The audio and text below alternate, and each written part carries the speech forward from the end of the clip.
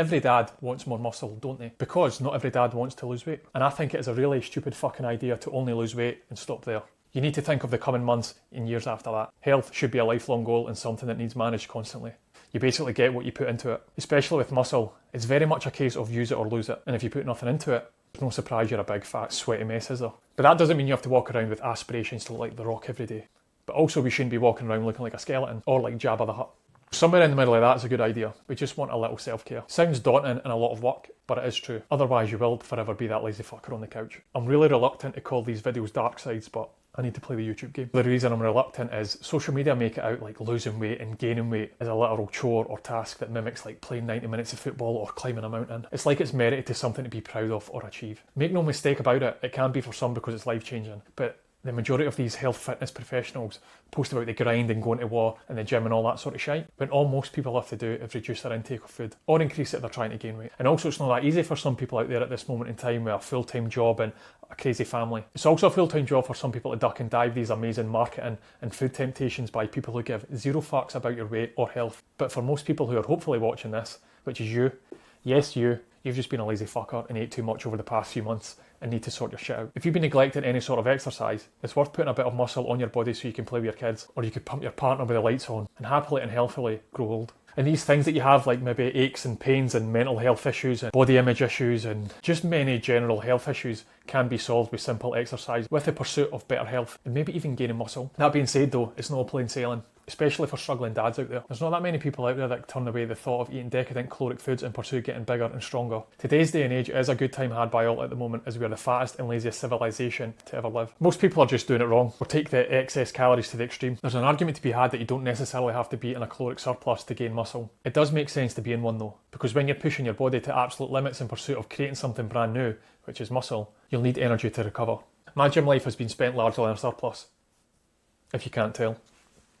I am not on steroids, just in case anybody was wondering. But I do genuinely wonder if I'd be at the same stage if I just stuck to maintenance calories for all these years. Who knows? But I don't mind the surplus deficit stages though. There's a different challenge with different foods, isn't it? For some though, a surplus might be a good idea in certain circumstances, like you're brand new exercising for example. It's not that simple unfortunately, and people take the biscuit quite literally when trying to gain it. If it was that easy we'd all be walking, talking Chris Bumsteads, wouldn't we? But in reality most of us are more like Jabba the Hutts. So anyway, here are some dark sides with gaining weight, and also how to potentially mitigate them. So the big one is your mirror image. Much like being in a deficit and being very self-critical, the same happens when you're trying to gain weight as well. This depends on where your set point is and what you're used to seeing in the mirror. I've worked with people who are convinced that they haven't lost any weight, even though the scale weight shows they have, and they've knocked centimetres off their girth sizes. But on the flip side of this, some people think they're only getting fatter, but numbers are going up in the gym. But what's looking back at you in the mirror might be a more rounder, podgier version of you that you've never seen before, or you might not like it. Or plump might be a good word. It's a double-edged sword, right? In an ideal world, to gain muscle you need to spend a consistent amount of time,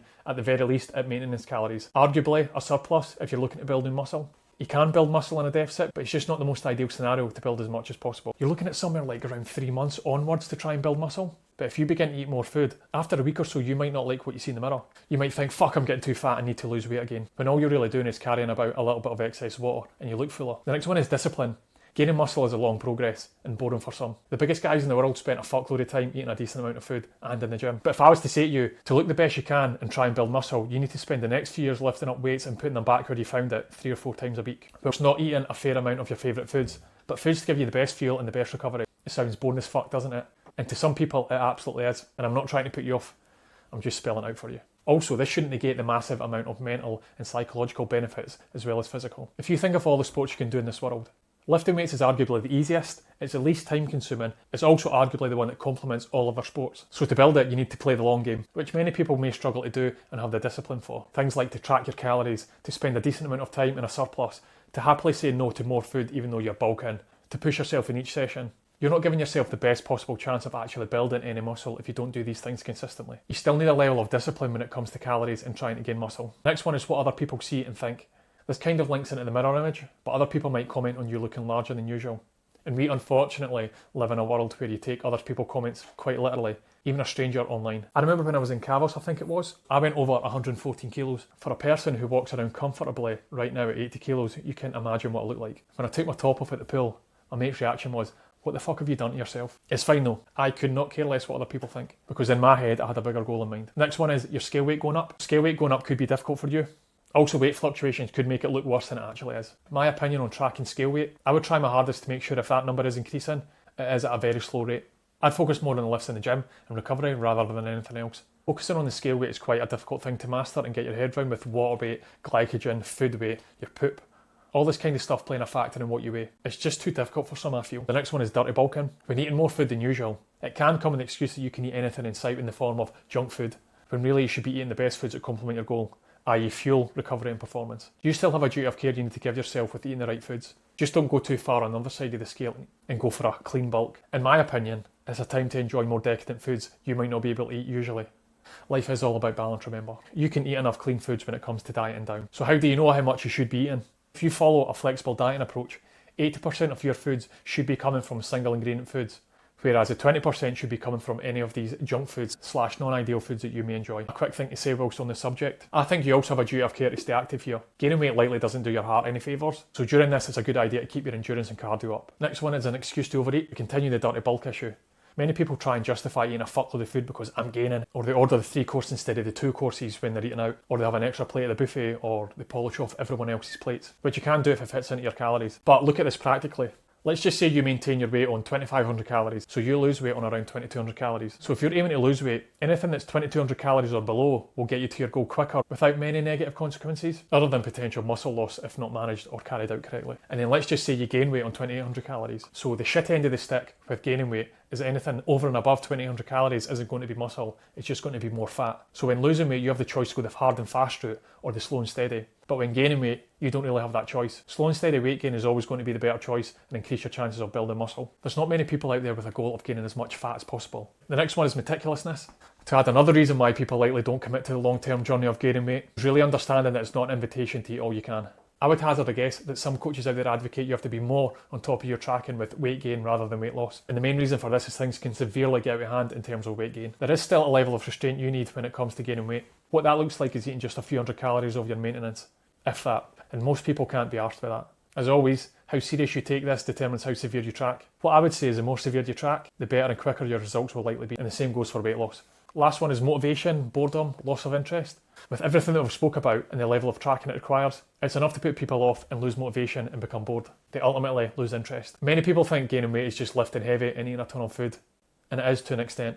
But I do think it still requires a bit of monitoring in some key areas. You can be a fat fucker and bench 100 kilos for 10 reps, which sounds amazing, but you will still be a fat fucker. One of the biggest reasons dads never get the muscle that they may seek is they don't commit to it long enough. You never really know if you're actually building muscle. You're just going off the basis that you are by hopefully lifting more than you were before. But putting as many of these things in your favour gives you the best possible chance of growing it. Some people argue that gaining weight is harder than losing weight, probably because gaining weight has a somewhat negative view to it. But instead of spinning your wheels for years and years, you could truly commit to 2 years of gaining weight and get over and done with so you don't have to do it again. It is likely going to be the time where you grow the most muscle anyway, so why not give it your all and get it over and done with? Scene change. So, how do we get over these issues when gaining weight? It's a good idea to find motivation and reasons to stick to a gaining phase, like getting stronger, eating well, feeling stronger, recovering well, and enjoying social occasions. Pick another hobby that complements your muscle goals that could also help you build a decent physique. Just because you're aiming to build muscle and gain weight doesn't mean you neglect the cardiovascular side of your health, so make sure you stay active. You still have a duty of care to look after yourself, something that most people don't have these days. It's still important to get outdoors for fresh air, get your heart rate up and blood flowing, maybe even sweat a little bit. But if you're puffed out and sweating just walking up a set of stairs, get a lazy arse on a bike and start a bit of cardio. Also, don't be an ass when it comes to deciding when you should bulk or how long to keep going for. If you're like 30% body fat and going for another bulk, you are just polishing a piece of shit. It would be a good idea for your overall general health to lower that excess fat and bulk later on. If you do it correctly as well, you could certainly gain muscle and strength whilst losing weight and coming down from such a high percentage of body fat. You would do that for various reasons, but a couple of them could be better movement patterns and putting all that excess energy to good use. If you don't know how to do that yourself, you could get a coach to help you. Get them to take the guesswork out of it for you, and they will also give you the tools you need to get as big and muscular as possible. If you're interested in mine, there's links in the description below if you're up for it. If not, you can go find another coach that suits you. An easy one for some is not caring what other people think. More so for men, I think, because we're less scrutinised in this day and age. And it was easy for me as well because I've been teased most of my life for being ginger or having the circumference of a matchstick. But ignoring others and thinking of the bigger goal at hand is a lot better than worrying about what other people think of you. Especially people who mean absolutely zero to you in your life. It's easier said than done, obviously, especially for women. But listening to people like that might actually hinder your long-term progress and start a period of you not spending enough time in a gaining phase to actually build anything. There's already a barrier of entry for some people when it comes to building muscle. And saying things like, you have to track everything in sight so you don't get fat, isn't really something that's going to excite people and probably put people off.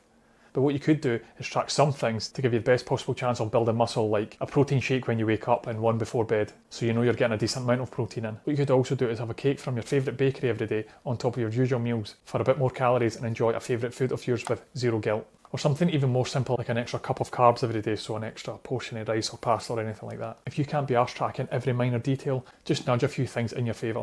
Just know also that the rewards you get will be based on how much effort you put into it. But most importantly, if numbers are going up in the gym and you're recovering well and you're still in decent shape, you're doing well. What you also have to do is commit to the long-term goal of building muscle, because it does take time. More time than people likely accept, because we're impatient fuckers, aren't we?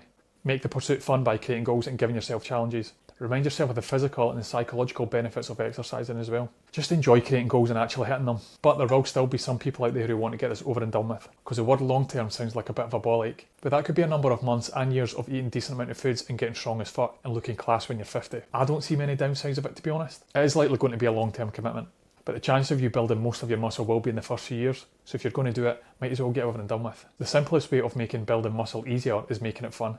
There won't be many massive people out there who hate the pursuit of muscle building, I would guess, because it's a commitment in itself. Just go to the gym with your mates. Just don't depend on them, because they might be just as flaky as you, which gets you nowhere. You could do another sport that complements you building muscle to keep you motivated. You also might be tempted to build muscle for the ladies, but speaking from experience, that does not work well. My wife liked me because of my impeccable banter, I think it was. Another important point is, if you're a wanker and you have a ton of muscle and you look absolutely amazing naked, you're still a wanker, and women do see that. The last point to make is, what you could do is go on steroids, which is obviously a joke. Every other fucker is on them and lying about it.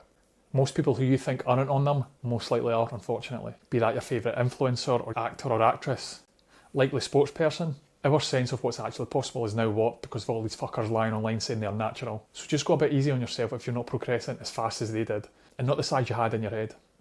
We were all built for endurance at the end of the day, not to be jacked and ripped and fucking massive, unfortunately. Despite the difficulty some people have in building muscle, try not to get in the way of you actually exercising. Regardless of your attempt to build muscle or not, it's still the best thing you can do for your body. You're now part of the minority if you go to the gym, so just make sure you still go and exercise in some form. And what you might be thinking is, thank you James, I now have everything I need, but I do need your website to sign up for your coaching, which is in the comments below. But wait, at some point you're going to have to cut and lose weight to show off this incredible muscle that you've built. So I've got you covered. In this video here, this is going to tell you the dark sides of losing weight and how to mitigate them. I hope you enjoyed the video, and I'll see you in the next one.